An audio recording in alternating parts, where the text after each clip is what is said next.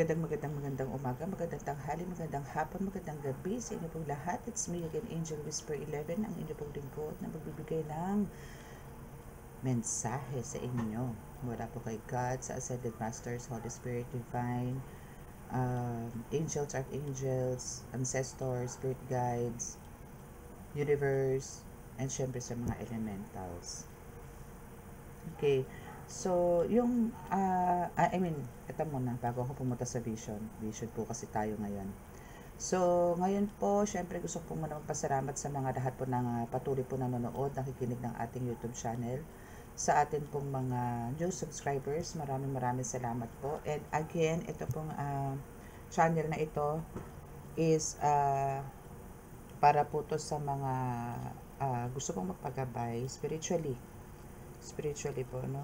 Ito po is para po ito sa mga taong mga nakakaramdam, nakakarinig, nakakakita, nakakaamoy na hindi naman po nararanasan ng lahat. Okay?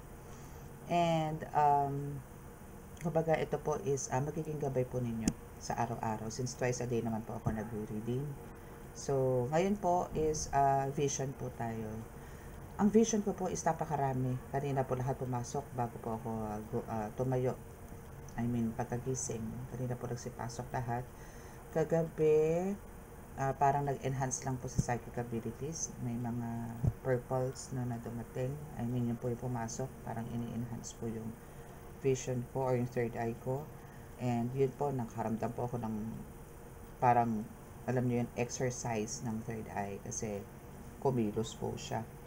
So, ngayon po is, ano po ba yung sa vision? Medyo nagkaroon ako ng confusion dito sa vision na to, na at first, ang pinakita po sa akin is, kung po pwede ko nga lang po i-drawing, minsan kukuha po ako ng whiteboard para po na ito-drawing ko yung vision, kahit papano, may-explic ako sa inyo na maayos. Yung vision ko po na nakita ko is, parang it's a community, or it's a place, no? Parang subdivision, or pwedeng in the island, it's a country, parang ganon. Na at first, dikit-dikit, no? Andun yung spaces, siguro yun yung mga kalsada. But biglang may natanggal.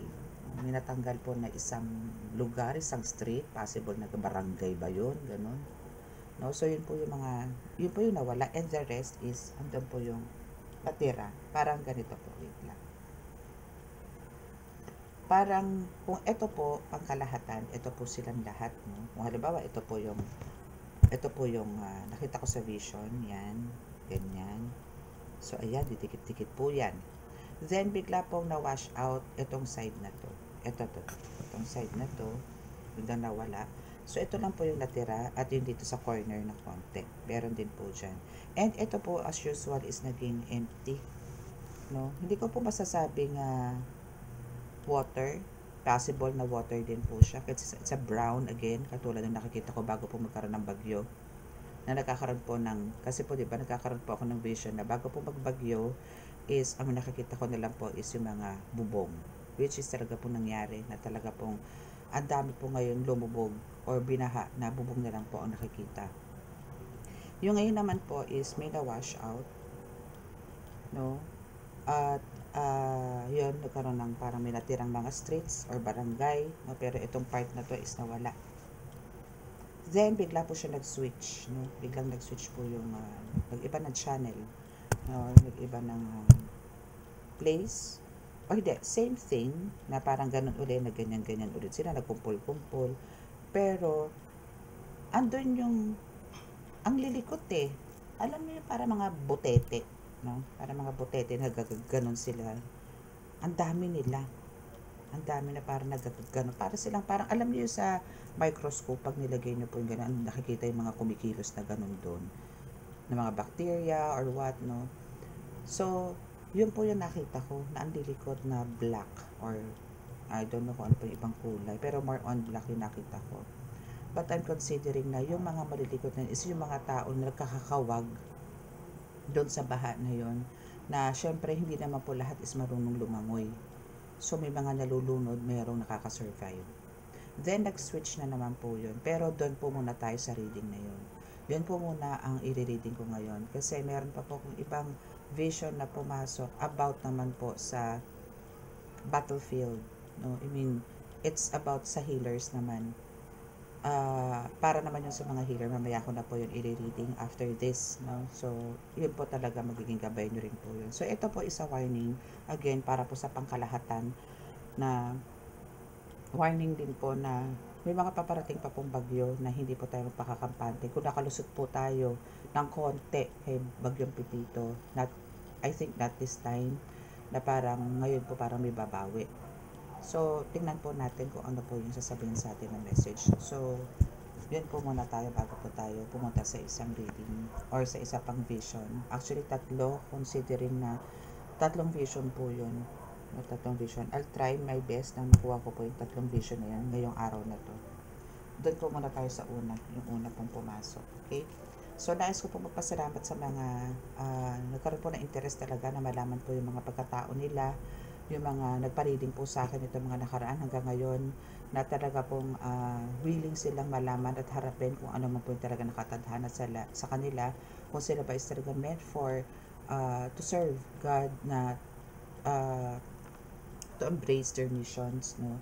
Like, yun nga, as a healer or what, no? So, ito po is, ako po yung lubos nagpapasalamat at pinagkitiwalaan nyo po ako na ibigay sa inyo yung kasagutan na gusto nyo po malaman na matagal ng panahon. Okay? And, ano pa ba? Okay, so sa mga makaka-resonate po dito, this is a warning. I think this is a warning, no? So, kaya kailangan ko pong i-share din to sa inyo. Yun po yung prediction or vision ko sa mga darating na araw. But, meron po syempre ibang interpretation o ibang message si baraha ko pagdating naman po sa buhay-buhay po ninyo. So, again, kung sino po yung mga makaka-resonate, please click the subscribe button kung hindi po kayo nakaka-subscribe, and paki-like and share, click din po notification bell para po update kayo sa ating reading palagi and sa mga live healing po natin. And sa mga hindi naman po makaka-resonate, kasi hindi naman po lahat talaga is makaka-resonate kayo dito, hindi po lahat. Okay, pero mas karamihan po is, mas marami ang makaka-resonate dito sa mga ganitong reading, especially po sa spiritual. Spiritual po tayo, okay? So, let's see.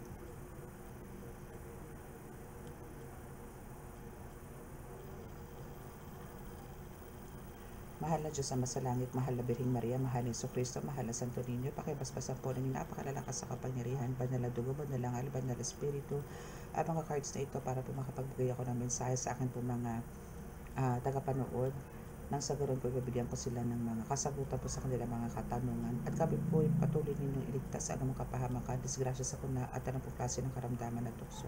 At bigyan po ng kagalingan lahat po ng may karamdaman at kaligtasan po sa anumang kalamidad ang dumating sa aming mga buhay. Maraming salamat po.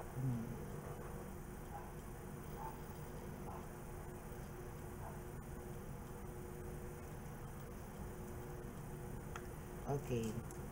So, tingnan po natin. So, kumuha naman po ako dito ng mga ilang cards. Pero ito po, hindi ko pa po ito gagamitin. Okay, so, ang gagamitin po muna natin are itong mga ito. Kasi, ito muna. Or maybe, ito muna. Ito muna tayo.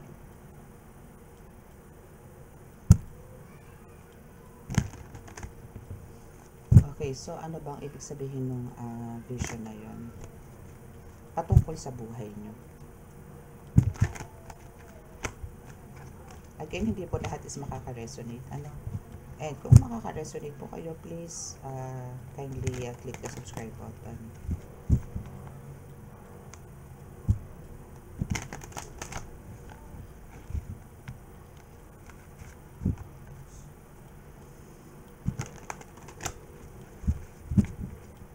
Okay, so let's start. Ano ba ang meron doon sa vision na yon? Kung bakit wash out, no? Yung parang isang place or part ng place na yon, and ano yung nakakakawag-tawag na yun, no? After nun, kuha muna tayo ng 3 cards.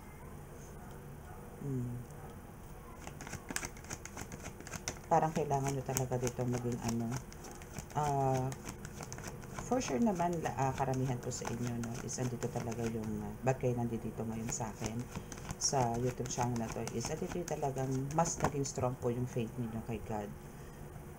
And, kumbaga, ang kailangan nyo lang po talaga ngayon is, kung ito po talaga is ililink natin dun sa vision ko, ang kailangan nyo po dito is to save the Mother Earth, no? Bigyan po natin ng pagpapahalaga yung etong kalikasan, no? Kailangan po natin ng security dito sa kapaligiran. Alam naman po natin yung mga ways, no, how to protect our nature, pero talagang iba po talaga isang bubulag-bulagan.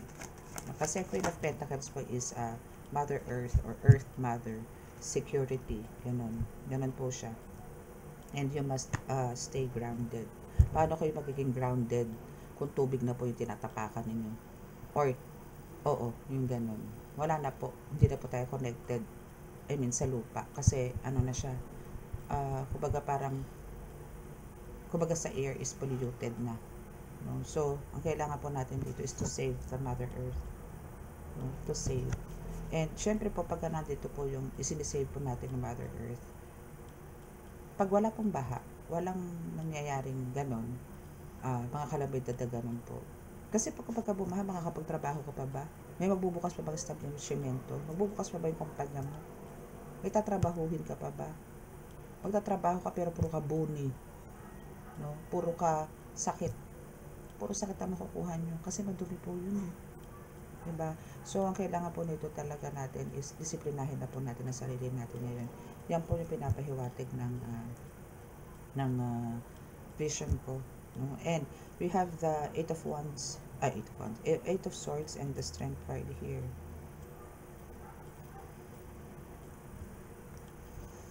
Ito na pa ako ng dalawa. Isa pa. Yes, kasi nagkaroon ka dito ng isolation, ano, or parang dito ka sa stuck energy, no, dito. So, dito sa Eight of Swords, kumbaga, syempre po kung halimbawa kayo po is nasa isang, yung lugar niyo po is isolated na, or tipong, syempre po pagka nabaha, wala kayo pong choice eh, hindi kayo makakalabas, sa loob lang kayo ng bahay, as in talagang, yung restriction is nandun lahat. Limitation is nandun din lahat, no? Kasi nga po, lalabas kayo, either, yun, magkakasakit kayo, po pwede may malunod, pwedeng ganon. Alam niyo po yun, ang bilis, I mean, disgrasya eh. Disgrasya po siya. So, andito po kayo sa talagang, for some of you, sa makaka-experience po nito, kung saan mang bansa ito mangyayari is hindi ko po alam kung saan, basta pinakita lang po sa vision ko yon na kailangan po lang natin magkaroon ng awareness na pagka nagkaroon po ng baha, antemano, kailangan prepared po tayo sa food, sa water, shelter, kung saan man evacuation center na meron na alam nyo na mataas na lugar, well, kailangan nyo na pong lumipat. Kung alam nyo pong bahain na lugar ninyo, maghanap na po kayo ng evacuation. And gamot, at the same time, kailangan po meron po tayo yan. Kailangan po nakapack na po yan. Damit, no? E kung ano yung dapat i-secure, mga documents, appliances, mga ganyan. So, kailangan po natin i-secure yan. Okay? So, you have all the, the control, no? And you have the strength, no? To prepare all of this. To have all of this. To provide lahat to. Meron ka naman eh. Kumbaga may guts ka. Kaya. And ang nakakaawa lang po, no, sa mga wala pong kakayanan na makapag-prepare ng ganito na pwedeng damputin anytime, then takbo punta sa mga evacuation centers, no. Paano naman po yung wala, di ba? So, if possible po, no, magpasobra po tayo para po sa mga talaga pong wala na mamimit po natin sa paglilipatan po natin ng mga lugar. For sure po kasi yung iba, especially po yung mga matitigas talaga ang ulo, na iniintay pa pong dumapo or umabot pa po sa tuhod ang mga tubig bago po sila mag-evacuate. Kasi mahirap naman po talagang iwan ng bahay. Kasi yan din po yung sinasamantala ng mga magnanakaw. No? So, yun po. And we have the Five of Wands. So, dito sa Five of Wands, is sinasabing there's a competition, there's a fight, there's a conflict talaga na mangyayari sa buhay ninyo when it comes to ganitong sitwasyon. Parang dito yung syempre, ikaw, gusto mo mag-evacuate and some of your members of the family is ayaw. Parang ganon. So, meron kayong magkakaroon kayo ng diskusyonan dito, pagtatalo dito sa pag-alis. And parang dito yung magkakaroon kayo ng sisihan. But end of the day, no, since andito yung talagang, andito ka naman na magpupush, no, we have the star card here, na andito ka naman na magpupush para ibigay yung best mo para ma-save yung family mo. Yourself and your family, of course. And kung ano man pa yung mga dapat na importante mong i-save and make sure na hindi lang family mo nawa ang priority mo, and also yung mga taong walang kakayanan para to save their lives. Everyday needs nila, I mean, yung mga ganun. Kasi talaga pong hindi naman po lahat is talagang blessed like you na may kakayanan na i-provide lahat yung mga needs in times of trouble, in times of like these calamities na darating. So, yun lang naman po ang parang sinasabi ng card na to, no? Kung ano po natin kung ito po is ito yung vision ko, no? Ito yung vision ko doon sa awareness ninyo. So, kung sa spiritual po tayo papasok, ito yung physical. Thank you, Holy Spirit. At least nabigyan po natin sila ng clarity for the preparation. So, yan po yung vision, no? So, dito naman po tayo sa spiritual, or ang tatanungin ko naman po is yung yes, kasi sa nakikita ko talaga doon dami nakakakaway. So, marami talagang hihingi po ng tulong sa inyo, or marami po kayo matutulungan this time para po ma-save itong mga family na to na lulubog. And Diyos ko, wag naman, ano, pero parang may sinasabi po na may actually this is the tower. Puro ano. Ito naman po yung ano, sa nakakakawag ng mga tao, or para mga botete nga na nagagaganon sa tubig. Okay, so kuha pa tayo ng dalawang cards. So the first card dito is the Tower and the Eight of Wands, which is in reverse. So meaning, if talagang ang tao is andito lang magiging disiplinado sa nature, or mamahalin po ang nature, is bibigyan ng importansya ang lahat. Alam niyo po, patatapon na lang po ng basura is talagang isang ano po natin yung problema.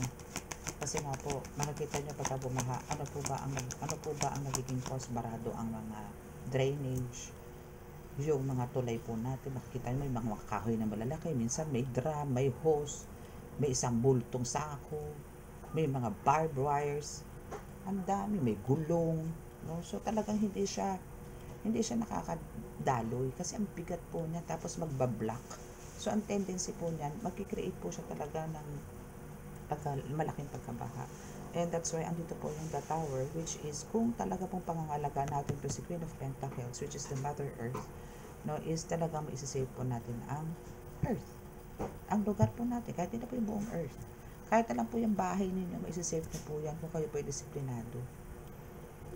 Yung ganun po, no?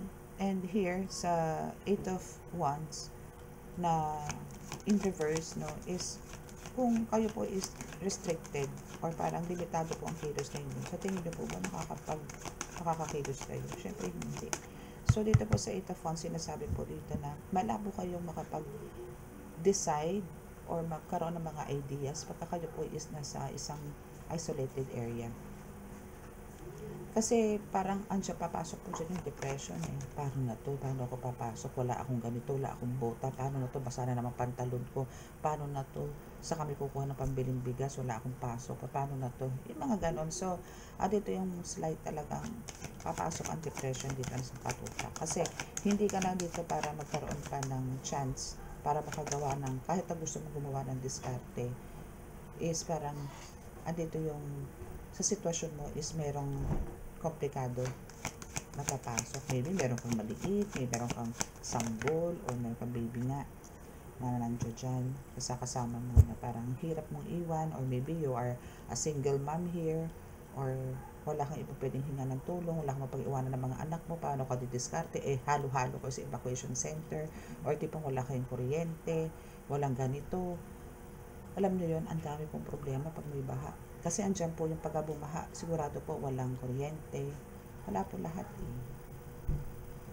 Ang hirap din po kumilos ng walang kuryente. Diba? So, now we have the Page of Wands, but you have this creative energy, no? Kumbaga, andito yung, for sure, kahit po ganito, dahil andito nga yung iniisip mo yung priority, focus ka sa mga, parang, iniisip mo kung paano ka makakagawa ng ng pamamaraan kung paano nyo iraraos yung buong araw na yan, is bibigyan ka naman ng chance ni God na mabigyan or ma-provide sa'yo yung mga needs mo and yung mga kasama niya. Bibigyan ka dito kasi andito yung pagsusumikap mo, parang gagabayan ka niya or i-bless ka niya na maybe makatawid ka sa ibang lugar para makahingi ng tulong or makapunta ka sa ganitong lugar para makapaghatid ka rin ng tulong. Para possible na gano'n. Na kumbaga ikaw yung nasa safe place and pupuntahan mo ngayon yung mga talagang nabiktima ng mga ganitong kalamidad.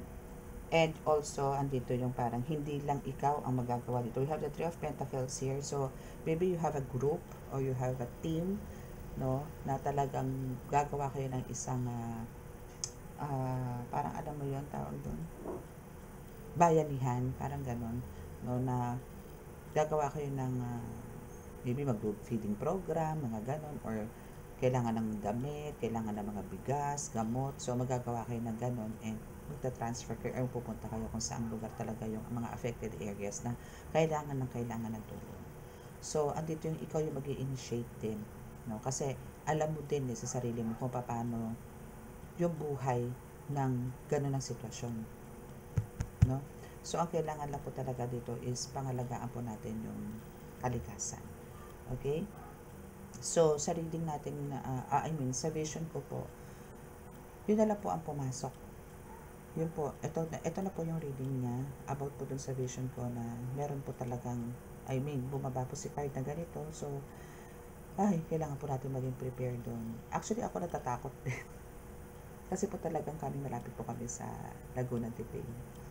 So, hopefully po na wag naman po, no? Kasi yung kabilang street lang po namin talaga po, up to now may tubig pa po. Yung bandang dulo is parang hanggang bewang pa po ata ang tubig.